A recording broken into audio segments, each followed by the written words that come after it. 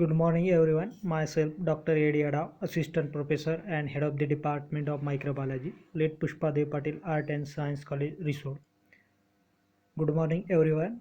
Today we are to discuss and start the next point of unit number 4th, Milk Microbiology. Already discussed the first lecture, source of definition, types and source of microorganism. Okay. Definition, types and source of microorganism. Already discussed the first lecture. Which type of definition आपण last लेक्चरमध्ये definition त्याचे types आणि composition and factor affecting the milk composition हे आपण discuss केलं होतं. Today we are discuss the next point of this unit, source of microorganism present in the milk, which are the different sources and how to different microorganism easily transfer into the milk, and how many number of different types of microorganisms present in the milk and which type of disease produce as well as spoil the particular milk. Okay, तर आज आपल्याला हे दोन point discuss करायचे आहे briefly. तर आता आपण बघू पहिल्यांदा source of microorganism. Last lecture already discussed what is in the milk. Milk is the normal lactose secretion of mammary gland. How many types of milk? Generally two types of milk on the basis of producing different kinds of animal as well as human milk generally obtained. Then composition of milk is totally variability depend on the which type of animal produce which type of animal produce the different kinds of milk. For example, buffalo milk, cow milk, human milk, goat milk is totally different, means their composition is totally different, means percentage of water level in that particular milk, then fat contents, protein contents, then carbohydrate percentage also vary, and it's totally next point already discussed last lecture.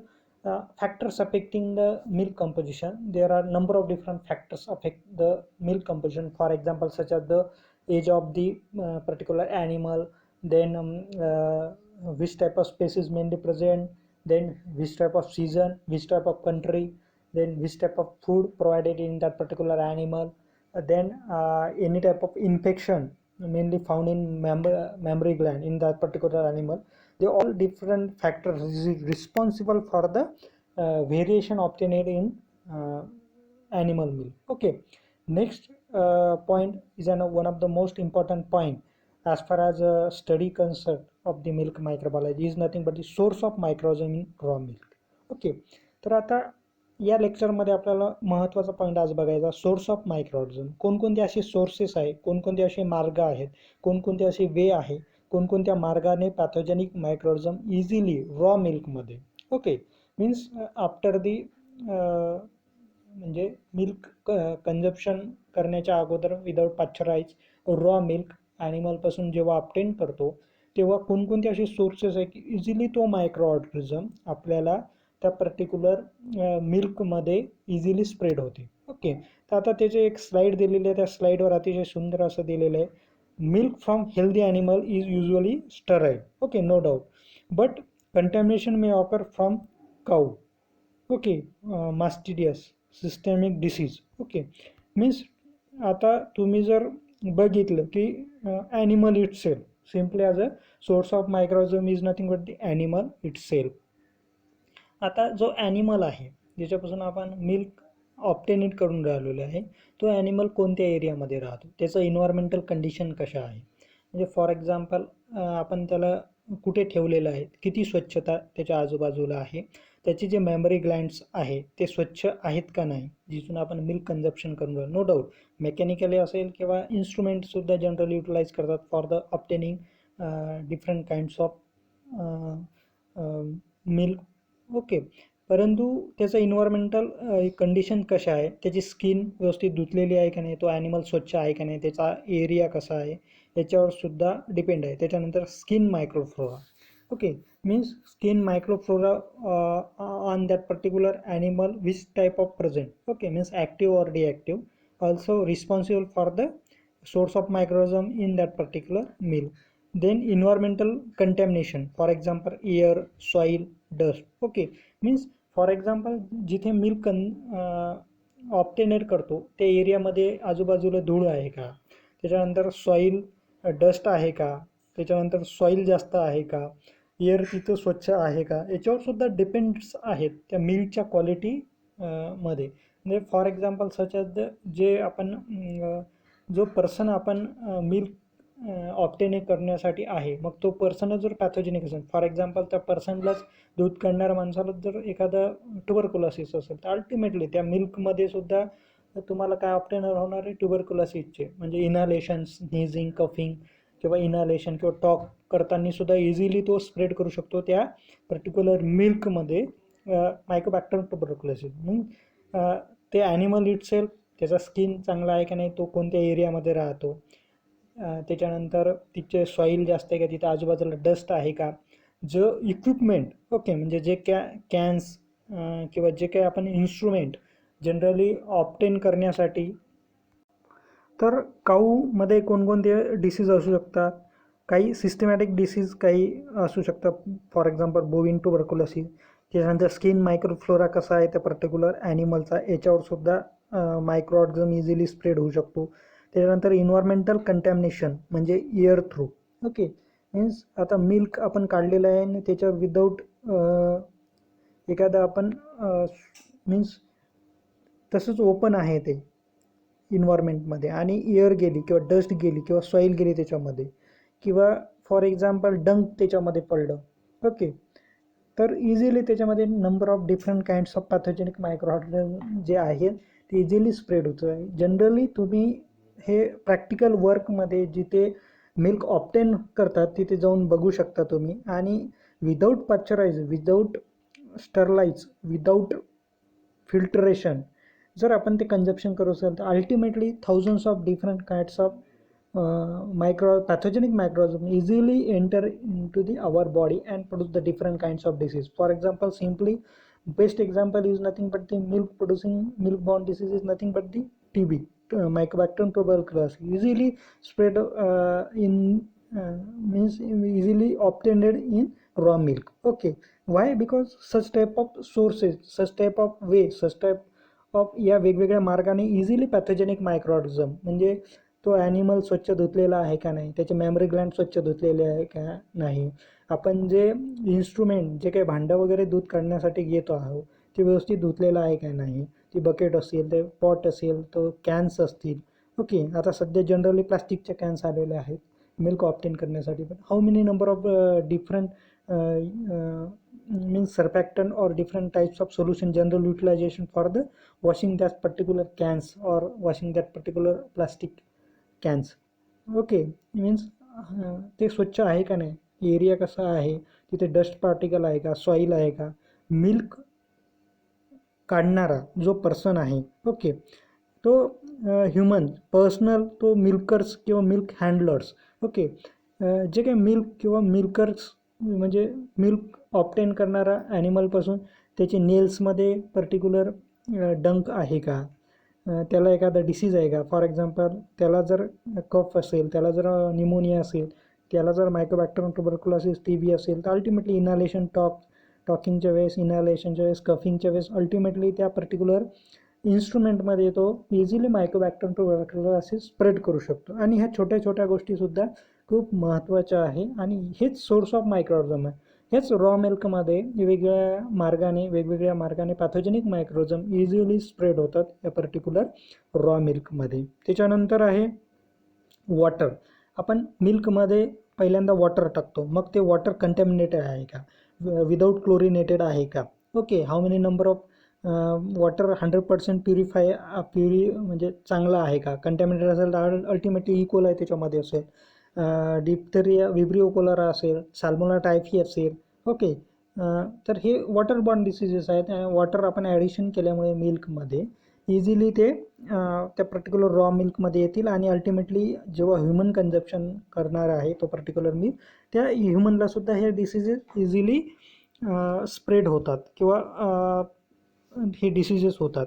त्याच्यानंतर vectors, insect and files, ज्या एरियामध्ये, ज्या इन्व्हायरमेंटमध्ये ते particular animal आहे त्याची जागा कशी आहे, स्वच्छ आहे का, त्याचा सरफेस एरिया, त्याची स्किन स्वच्छ आहे का, मिल्कर स्वच्छ आहे का, इन्स्ट्रुमेंट स्वच्छ आहेत का, ओके, तिथं किती प्रमाणामध्ये ह्या सर्व गोष्टी मेंटेन होतात.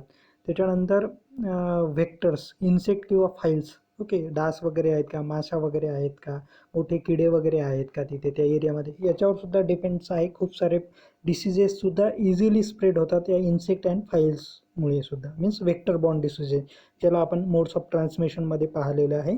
तर हे वेगवेगळे सोर्सेस आहे, वेगवेगळ्या प्रकारचे मायक्रोऑर्गॅनिझम मिल्कमध्ये हे सोडतात आणि विदाऊट आपण स्टरलायझेशन, विदाऊट पाश्चरायझेशन, विदाऊट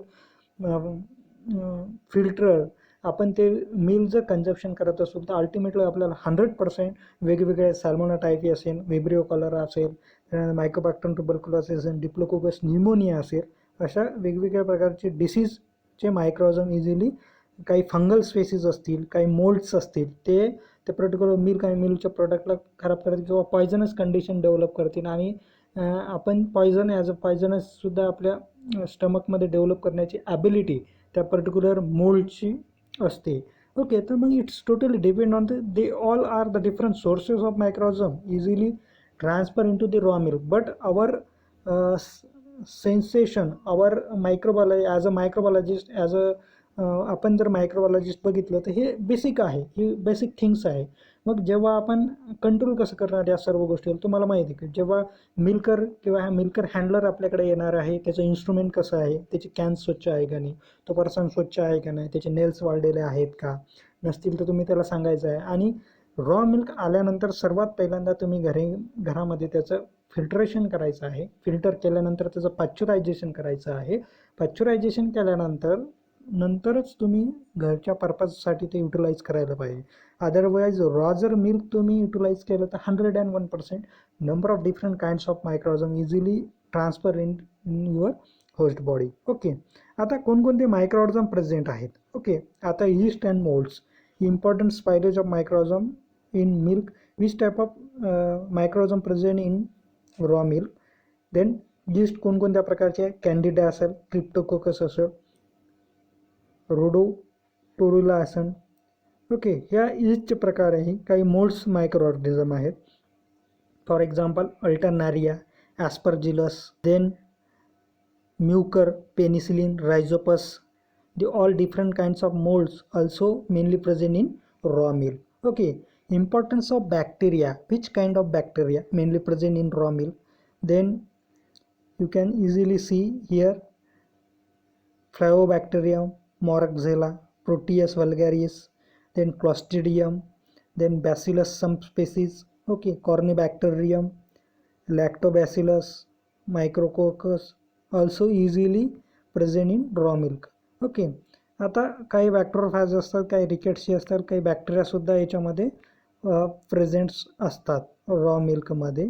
त्याच्यानंतर आता हे जे वेगवेगळ्या प्रकारचे रॉ मिल्क आहे, आता raw milk growing demand of raw milk activism, हे इथं बघू शकता स्लाईडवर.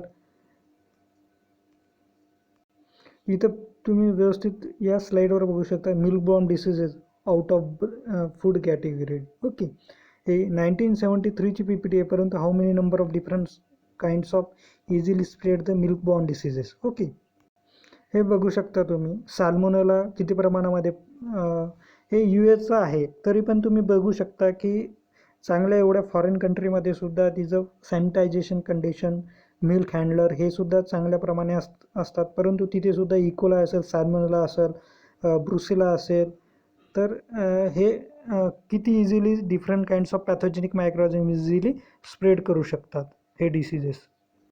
तर आजच्या लेक्चरमध्ये आपण पाहिलेले source of microorganism. Source of microorganism कोणते, ॲनिमल इटसेल्फ, त्याच्यानंतर skin microflora of the animal, त्यानंतर environmental contamination, for example air, soil, dust, water, manure. Okay, त्याच्यानंतर बेडिंग, त्याच्यानंतर मटेरियल, त्याच्यानंतर स्लाईज. ओके, मीन्स त्या पर्टिक्युलर ॲनिमलच्या आजूबाजूला पाणी कसं देतो आपण त्या ॲनिमलला, मॅन्युअर कोणकोणते आहेत, खतं आहे का, बेडिंग कसं आहे, तिचं वातावरण कसं आहे, मटेरियल काय काय आहे, याच्यावरसुद्धा आहे. त्याच्यानंतर इक्विपमेंट, आता जे काही इक्विपमेंट आपण utensils, drone, transportation, truck, cans, म्हणजे जे काही पॉट, जे काही भांडे वगैरे, कॅन्स वगैरे आपण वापरतो ते स्वच्छ आहेत का नाही याच्यावर सुद्धा डिपेंड आहे. वेक्टर इन्सेक्ट फाईल्समुळे सुद्धा वेगवेगळे मायक्रोऑर्गॅनिझम इझिली स्प्रेड होऊ शकतात त्या पर्टिक्युलर मिल्क, रॉ मिल्कमध्ये. ह्युमन इट सेल्फ आहे, ते मिल्कर आणि मिल्क हँडलरला डिसीज आहे का, त्याचे नेल्स आहे वाढलेले आहेत का, त्याला स्किन डिसीजेस आहेत का, याच्यावर सुद्धा वेगवेगळ्या इन्व्हायरमेंटल कंडिशन्स कशा आहेत त्याच्या, याच्यावर सुद्धा वेगवेगळ्या इझिली आपण रॉ मिल्कमध्ये या वेगवेगळ्या मार्गाने मायक्रोऑर्गॅनिझम जे आहे ते ट्रान्सफर करत असतो. आणि दुसरं पाहिलं की कोणकोणते ईस्ट आणि मोल्ड स्पेसिस पॅथोजेनिक असतात मिल्कमध्ये. त्याच्यानंतर कोणकोणते बॅक्टेरिया असतात.